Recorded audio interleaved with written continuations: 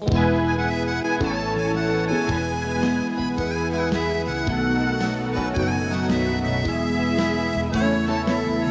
tuas mãos, Senhor,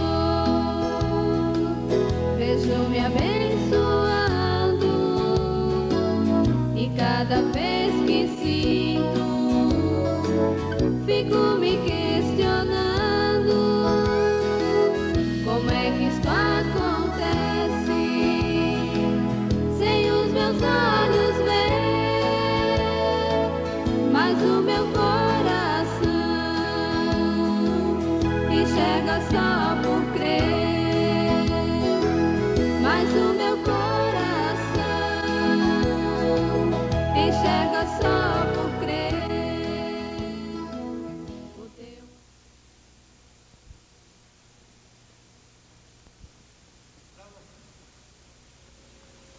E dar início, convidamos aqui a Sr. Bento e a sua esposa, que suba ao palco, e as suas filhas, já que acompanham também, que são cantoras e faz parte do...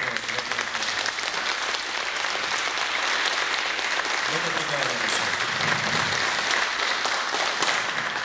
E para isso, a palavra está com o Sr. Bento. Obrigado. A gente chegou aqui, nesse local, nessa cidade de vocês, mas não estava esperando por esse frio tão grande assim não, né? Porque lá nós estávamos com 30 graus de calor, chega aqui, enfrenta uma chuva e frio. Você desculpa se a gente estiver um pouco meio nervoso, mas não é nervoso não, é o frio mesmo, né? Então é minha mulher, né? Como sempre eu venho dizendo, esposa é de rico, mulher de caipira mesmo, né? É mulher. E lá são as 3 filhas que acompanham e que gravaram agora também essa aí, nesse último CD. O primeiro CD que gravaram foi eu e a Aline. Depois a Graziella entrou e agora também a Cátia. Eu não sei se no quarto CD se a mulher vai querer gravar também. Se ela quiser gravar, né? Mas uma boa noite para vocês. E eu agradeço. Nós estávamos assim, falando lá na casa desse senhor que falou aqui, ele disse assim, pois é, nós achávamos que ia assim, umas 200 pessoas, 400 pessoas. Eu disse, se tiver 10 já está bom.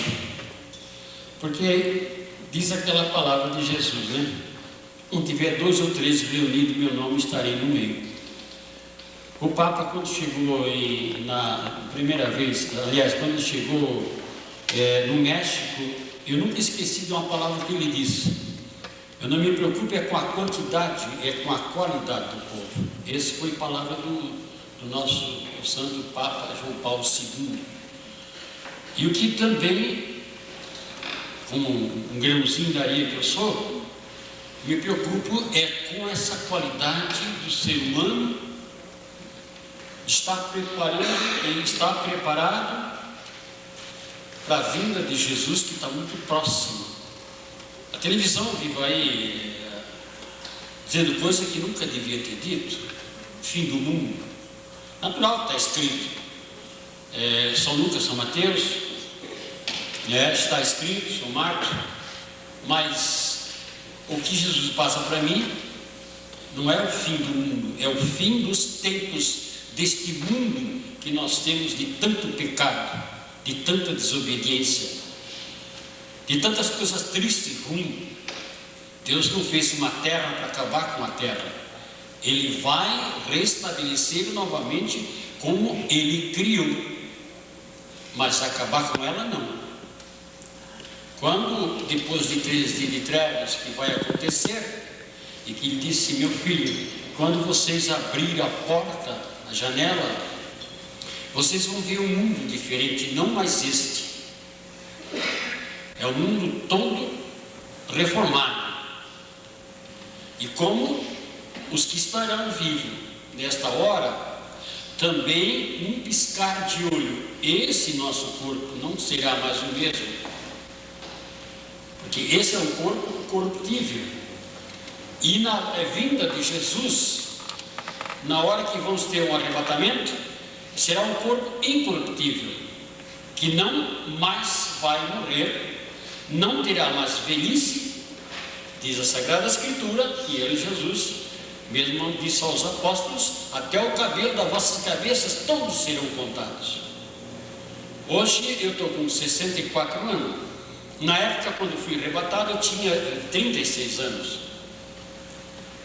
Mas ele disse: meu filho, nesta virada e da passagem que nós vamos ter, todos nós vamos aparentar mais ou menos entre 20 a 25 anos, mas é por toda a eternidade. Não é como agora, né?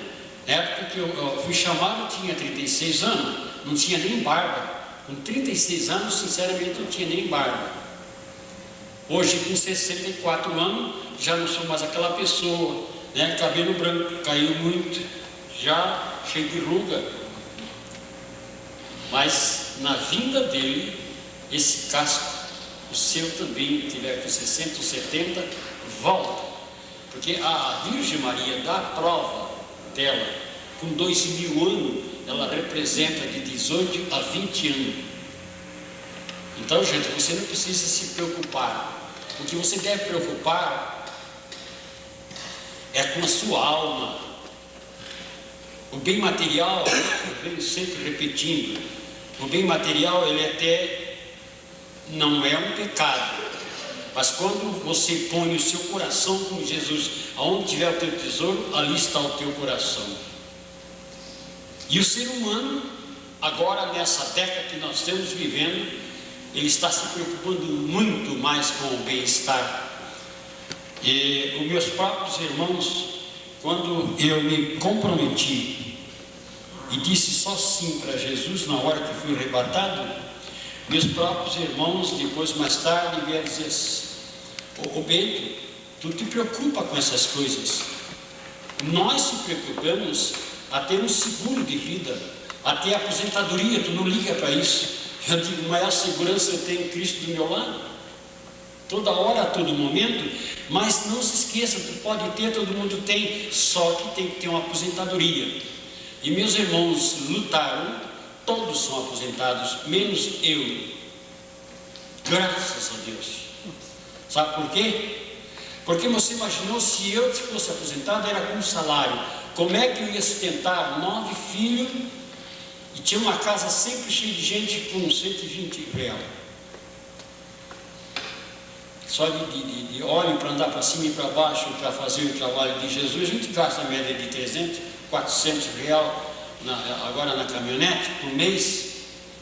Então o que eu ia fazer com a aposentadoria?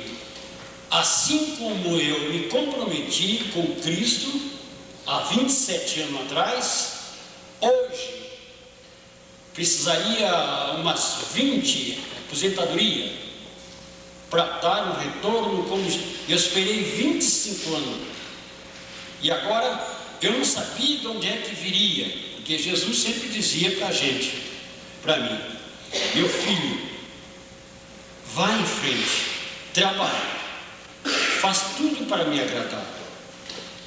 A tua cruz é pesada, o escárnio vai ter, perseguição vai ter, o teu nome, muitos, muito mesmo, vão arrasar contigo, mas vou te recompensar. Mas a recompensa eu esperei 25 anos. Gente, olha, o que eu passei nesses 25 anos, só Deus que sabe o que eu passei. Doenças, muitas doenças, que levando até a hora quase da morte. Eu passei pela morte mais ou menos 11 vezes. Há uma doença última mesmo, foi terrível. Foi a depressão, 7 meses, quase ponto de loucura. Outra doença foi debaixo da língua, que 3 médicos desenganaram. Mas eu estou aqui. Já no começo, com 4 meses de idade, eu tinha meningite.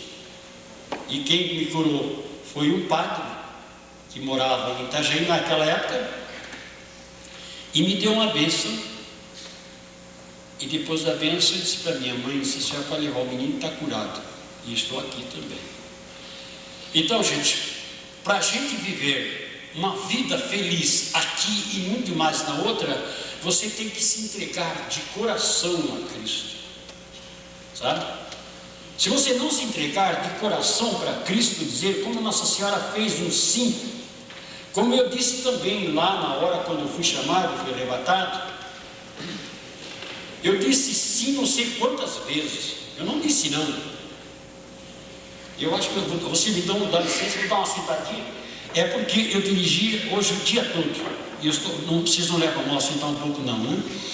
A gente dirigiu o tempo todo, e eu estou um pouco cansado das minhas pernas, mas quando eu fui arrebatado, naquela época, eu não disse não sequer para Cristo, e eu disse toda a vida só sim, sim. Mas quando chegou certos pontos, eu disse: Senhor, é muita coisa demais para mim. Por que o Senhor não dá isso para os padres, para os bispos? Não é que eu não quero, Senhor. Eu falei mesmo assim. Não é que eu não quero, só que eu não conheço nada. Eu só sabia tocar e cantar, porque eu tinha conjunto. E então o que é que eu fazia? Era só tocar baile, porque eu tinha muitos contratos, eu tinha discos gravados em São Paulo, no Rio de Janeiro, LP, e eu então só tocava bailão.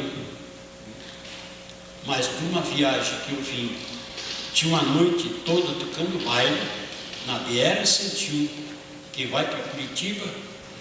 Naquela época, eu, ao terminar o baile para os alemães, a gente estava entrando numa casa de tolerância para tocar à noite também, e de repente uma voz me chamou. Aquela voz me chamou, e os músicos tinham entrado, porque nós tínhamos que tocar naquela noite. E aquela voz me chamou e disse: Bento, vem aqui. Eu fui na rua, eu olhei para o lado, olhei para o outro, eu não vi ninguém. Eu disse: mas quem é que me chamou? Eu digo: fala quem que me chamou. Olhei para o lado, ia para cima, não tinha ninguém. Voltei. E eu sentei numa cadeira assim na portaria daquela casa. Da portaria para ali, de uma porta que tinha, já pertencia à pista de dança. Lá eu não podia entrar. E quando eu me sentei, comecei a tomar um punhado de dré, aí novamente a chamada veio, e veio mais assim, enérgico, e disse: Bento, vem aqui. Eu atendi aquela voz, outra vez fui na rua. Então eu pedi: por gentileza, identifique-se quem é essa pessoa, porque só chama para o meu nome, mas eu não vejo ninguém.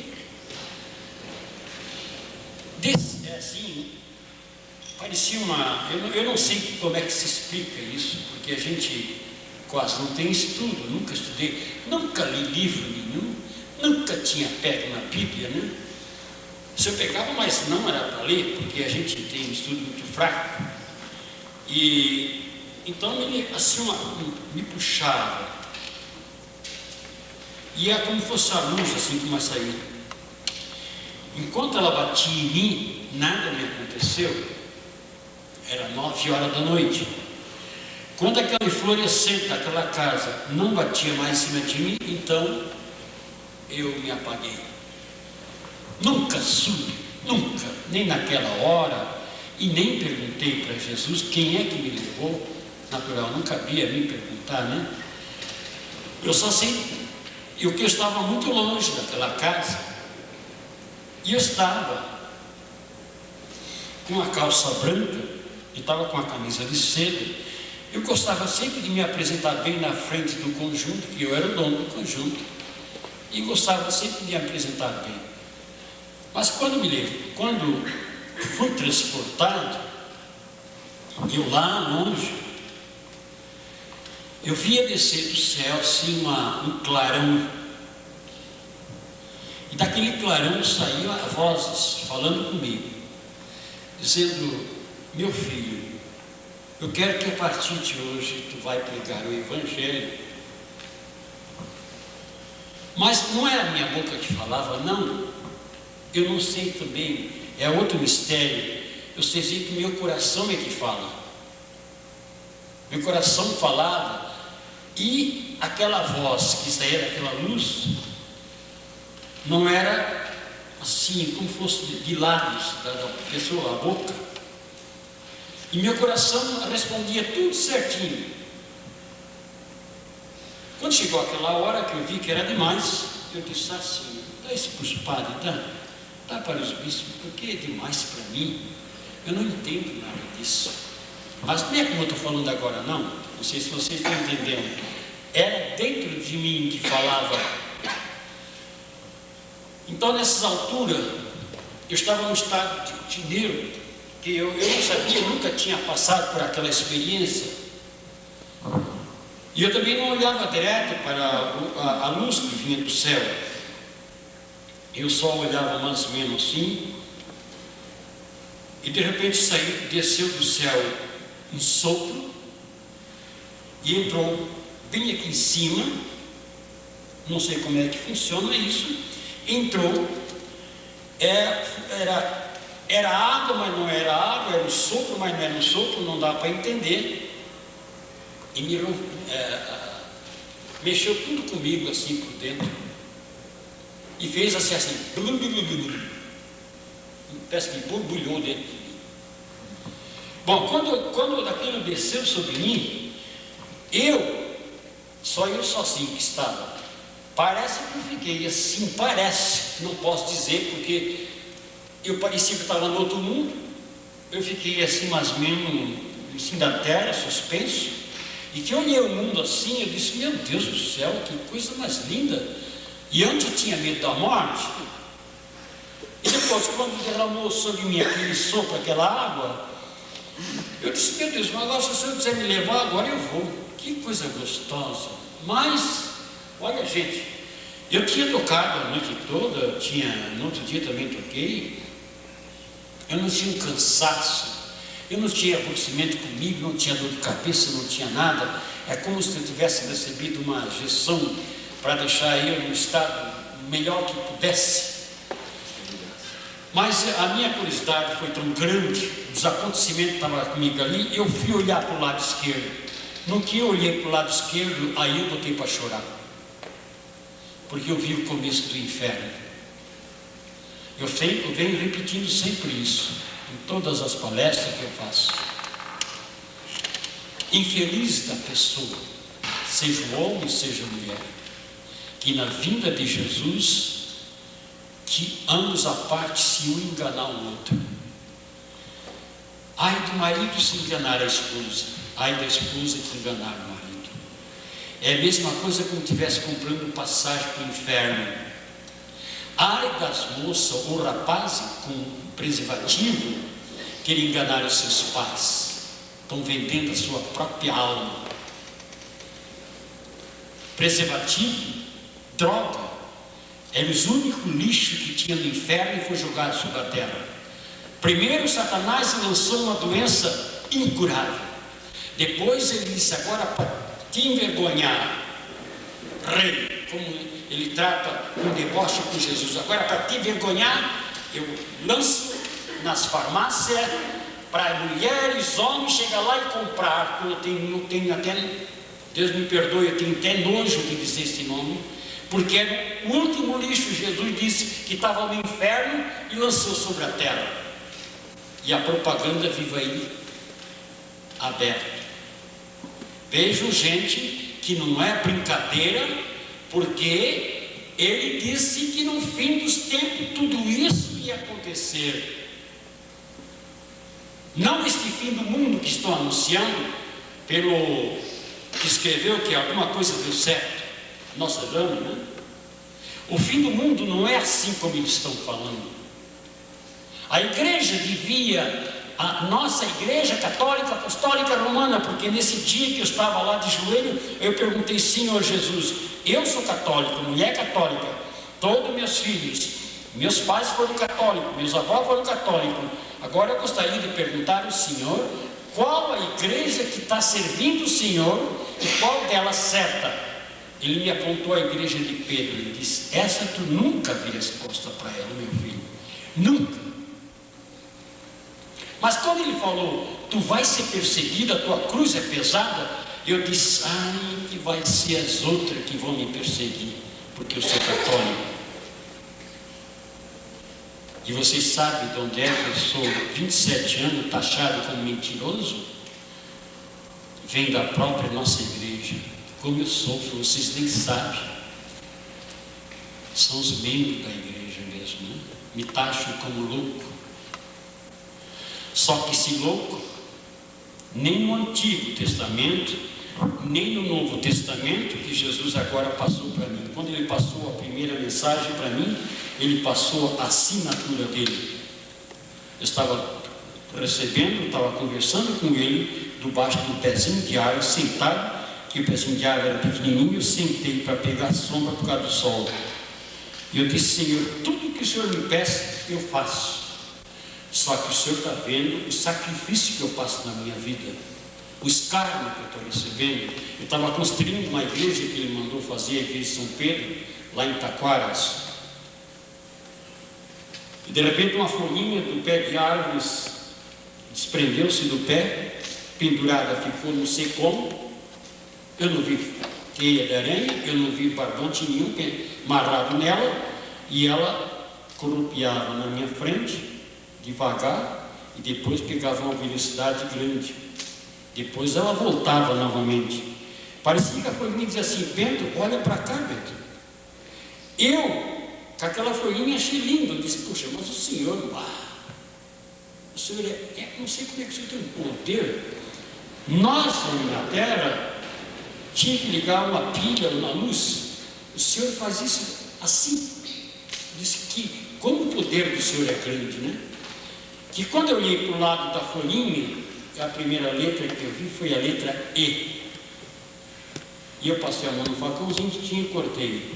A folhinha continuou dançando, no lado estava a letra U, outra na letra S e a última a letra D. O mistério é tão grande que você vê que não é com D minúsculo, é com D maiúsculo. Deus, o Criador de todas as coisas, diz ele, meu filho, nem no Antigo Testamento, nem no Novo. Como tu vai ser o maior historiador dos últimos tempos, eu perguntei para a mulher, Jesus fala uma palavra para mim que eu não sei o que é isso aí. Ela está de prova, ela pode dizer, ele disse para mim que eu vou ser o maior historiador. Eu na minha mente achava que era contador de história, né? Porque não tem quase tudo nenhum, então ela disse, não, quem vai escrever? Eu disse, mas como é que eu vou escrever se eu não sei nem escrever uma carta?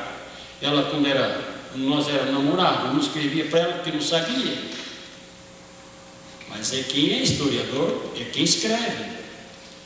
Hoje eu tenho mais ou menos quase 1.600 mensagens, 12 livros publicados na internet, em português, está em espanhol, está também em francês, aliás em inglês. Já veio pedido até agora, anteontem, veio do Japão, veio de Portugal, veio dos Estados Unidos. Uma pequena pessoa, uma sementinha como eu sou, um caipirazinho nascido lá na roça, que cantava só música sertaneja e canto ainda, e Jesus me disse para mim, a assinatura está aí para provar. A Moisés, meu filho, eu dei o bastão para mostrar o poder que eu tenho. E Moisés mostrou abrindo até o mar. A Pedro eu passei a chave do meu reino, e a ti eu passo o meu nome. Eu pergunto, quem é que tem neste mundo? Ele deu permissão, qualquer pessoa pode procurar todas as florestas do mundo inteiro. Ninguém vai achar o nome de Deus. Será, se a pessoa não quer, às vezes, aceitar, né, minha palavra, não quer ler, não vou ouvir besteira. Quantos mil nomes existem no mundo? João, Pedro, Antônio, José, quantos nomes? Por que não tinha outro nome ali no pezinho? E vai ter o nome de Deus? Onde é que está? Nem no Antigo, nem no Novo Testamento. Um terceiro ano primário, que eu digo para você, até Se tiver no livro aí, eu fui escrever, agora fui experimentar fazer uma mensagem por minha conta. Foi a maior vexame, a maior vergonha. Eu cheguei até a quinta linha, da quinta em diante não deu, porque ficou até feio. E a própria igreja, muitos sacerdotes que estão do nosso lado, tem o Padre Romo de Aparecida, tem o Padre Senildo de Curitiba, tem Padre Odilon, veio da Bahia, tem o Padre, aquele outro como é que veio em casa? Padre Tobias, tem muitos sacerdotes queridos, agora lá na conferência lá tinha 7. Então eles passaram a ler e viram que é uma grandeza, uma obra de Deus. Porque quando eu vou pegar a mensagem, sempre às vezes é 3:30 da manhã, 4 horas, depende como Jesus quer. Às vezes 5 horas, mas geralmente 5 horas é quase total, 5 horas. Então a gente tem a capelinha, a gente se ajoelha, a gente reza tudo que tem de rezar. E peço a Deus perdão pelas pessoas que me perseguem. Eu agradeço a Deus, eu agradeço o céu, eu agradeço a terra, eu agradeço a minha vida, eu agradeço as plantas, eu agradeço o ar que eu respiro, eu agradeço a mulher que eu tenho, os filhos que eu tenho, os pais que estão no mundo, eu agradeço a vocês por me dar ouvido, eu agradeço os livros publicados, eu agradeço as canções gravadas, eu agradeço tudo que Deus criou. Então, depois de tanto tempo ali de joelho, então eu me sento e só fico à espera.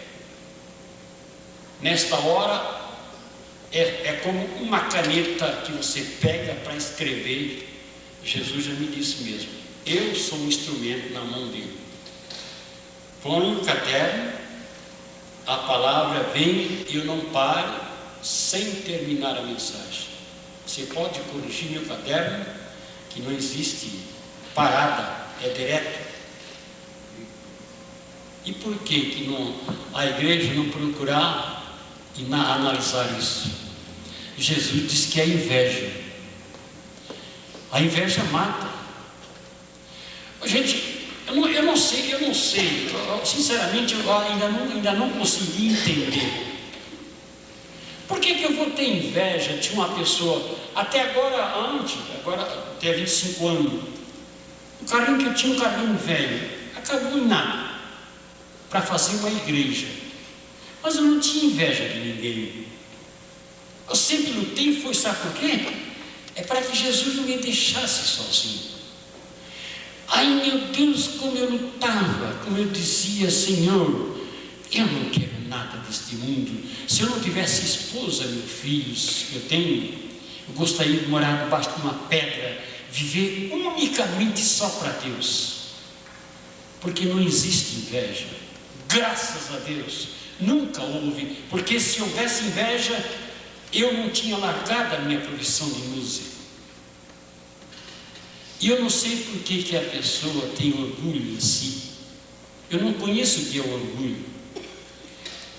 Um caipira, você imagina, está mundialmente correndo o meu nome, uma pessoa pequenininha, um grãozinho de areia, 12 livros publicados, e tem gente que escreve, o escritor escreve um livro, vai para a televisão e cruza a perna e faz uma coisa, aquele exagero porque escreveu um livro.